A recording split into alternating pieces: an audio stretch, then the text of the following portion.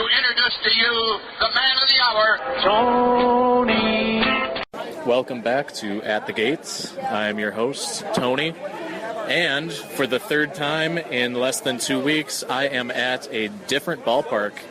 I am at Wrigley Field for the third time and first time this season.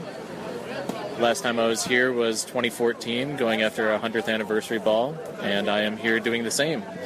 How can you ask? Well, the first time was 100th anniversary of Wrigley. This time it is the 100th anniversary of the Cubs.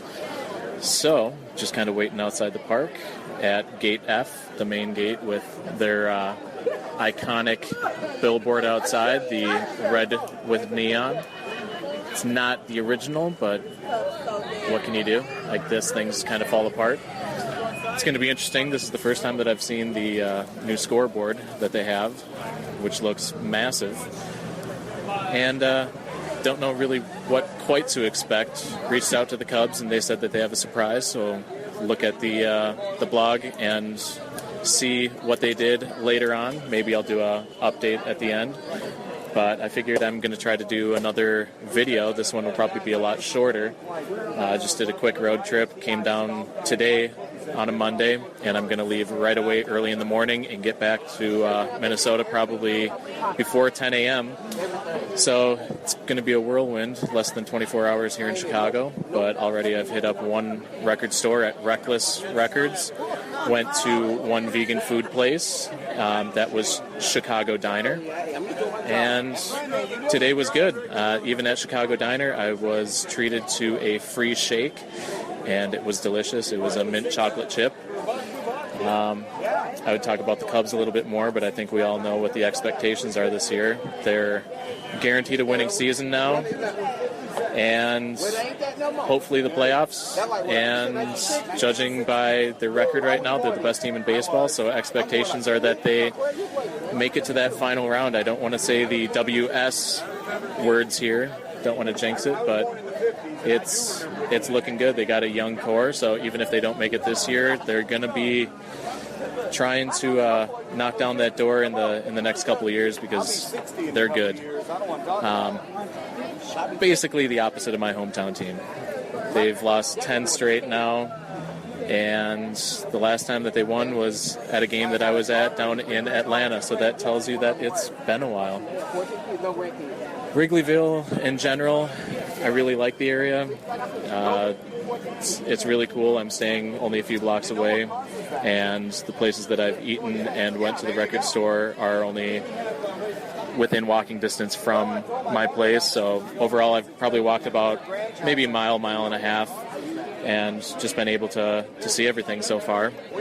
And I've even brought the dog with me on this trip. I would put her on, but she can't be at the gates with me. That's my special guest. So hello, Evelyn.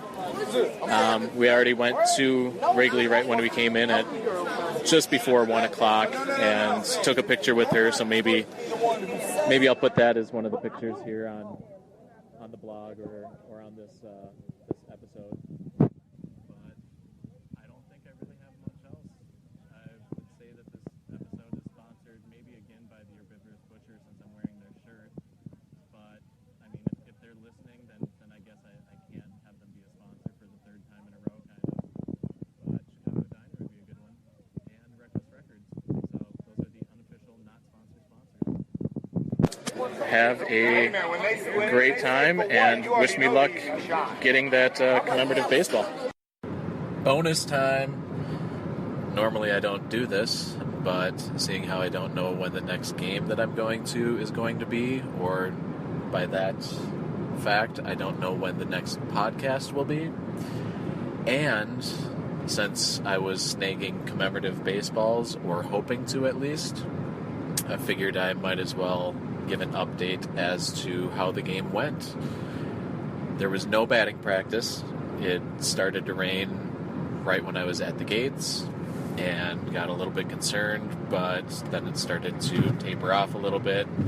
But it was just enough for both teams to take their batting practice cuts underneath the stadium, kind of in the batting cage area that they have underneath the bleachers.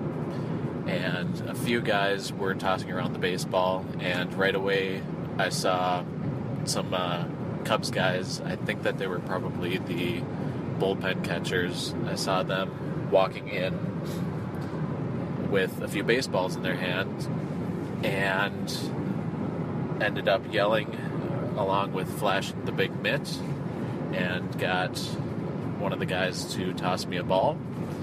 Look at the ball right away, and sure enough, it is one of the Commemoratives. So within about 60 seconds of being inside the stadium, I was able to fulfill my goal, which felt super good to get that weight off my chest. Ended up going the rest of the night, snagging 4 baseballs. Could have technically had 5, but the dilemma was solved by me giving away the ball that kind of made me question ball hawking reality. I think it was the second ball of the day was shortly after that first commemorative, and it was tossed by one of the Pirates coaches who was working with Francisco Cervelli, and he was using a handful of baseballs, and they looked a little bit different. I wasn't sure if they were maybe one of the training baseballs or what was going on, but then when he got done, he tossed the balls to the crowd. I ended up getting one, and it was a minor league baseball from the Southern League.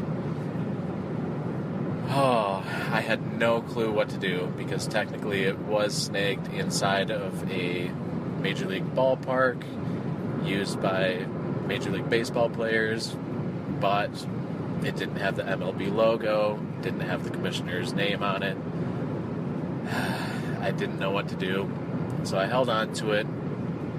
Figured I could always do a switcheroo if I got a toss-up or two during the game. That way people don't get too mad at the 30-something-year-old with a big glove trying to get baseballs.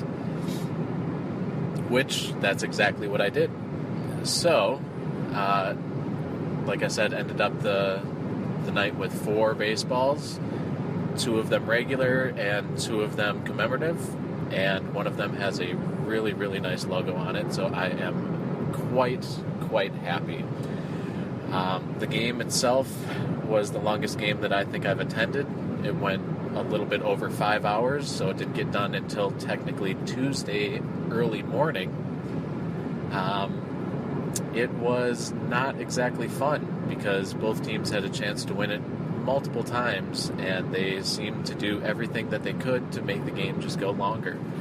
It was a total of 13 innings, well, just short because they had a walk-off in the bottom of the 13th, but it was still kind of fun to see the home team win, because Cubs fans really like to see their team win as well as sing along. So they played whatever song it is that they normally play at the end of the game and sing along to it. And I had a field pass for right afterwards to get my picture taken. I was going to do that, but considering that it was already past midnight and I had to go back and let the dog out, I figured I'd skip it. And I'm glad that I did, because the line was super long to do that. So, overall, Wrigley, another very good experience. 4 balls at a tough stadium is good enough, let alone 4 balls with no batting practice. Figured that was quite astounding, I guess. And we'll see where things take me. I'm hoping for maybe getting in one more trip, but we'll see. Maybe a couple more games before the end of the year. And slowly but surely getting closer and closer to ball number 600 for my lifetime. Right now I'm at 585. Thanks for listening, and go enjoy those non-sponsor sponsors.